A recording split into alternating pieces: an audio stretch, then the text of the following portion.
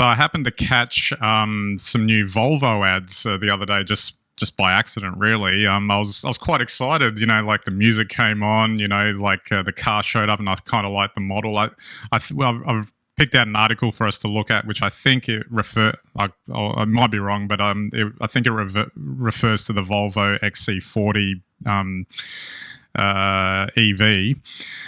Came in a whole range of colours, and had all the music and everything, as good marketing ads do. And but the thing that caught my eye was when it blazoned across the screen. Top range 418 kilometers, and I thought, oh, you were doing so well up until that point. It kind of looked like something that might be interesting, but I guess I just wanted to mention it today because we're going to talk a lot about sustainability and energy topics and that sort of thing. And obviously EVs are part of this equation because there's more and more of a push to go down the route of electric vehicles. But I just want to pick up on something that you mentioned before we got on was, 418 kilometer range might be good in, I don't know, Northern Europe somewhere, but in Australia, where it can be 900 kilometers at minimum between, capital cities, for instance, doing the kind of cross-country drive still isn't really practical with a car like this, even though, maybe the potential's there at some stage that it might be. Yeah, well, it's horses for courses, isn't it?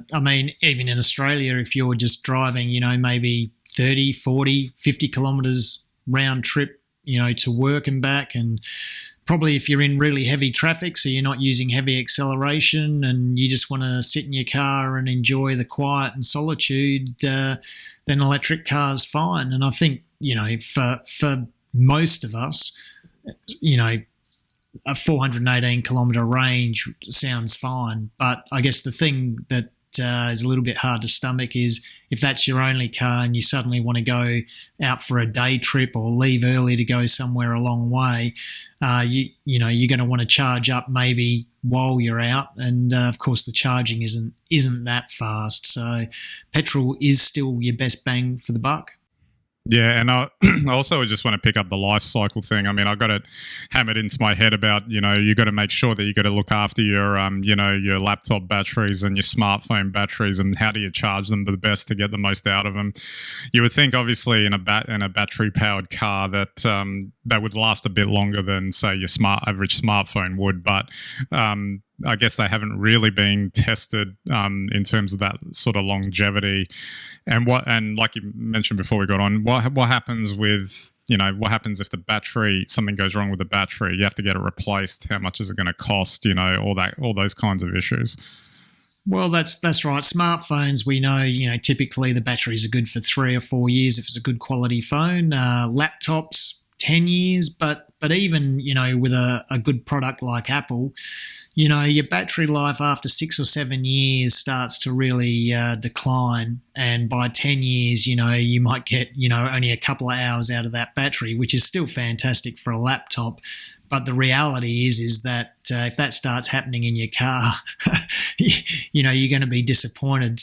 We haven't had electric vehicles, battery powered with lithium like this, really out there for that many years. Probably Tesla is the longest producer of them, and that would be 3 to 4 years now. So once that Model 3 gets to about 7 or 8 years of age, we'll start to see whether or not it makes sense. And that's the kind of funny period we're in at the moment. It's kind of like still in the early adoption phase, and we're trying to and it's like any technology really. The early adoption phase can be a bit like the Wild West.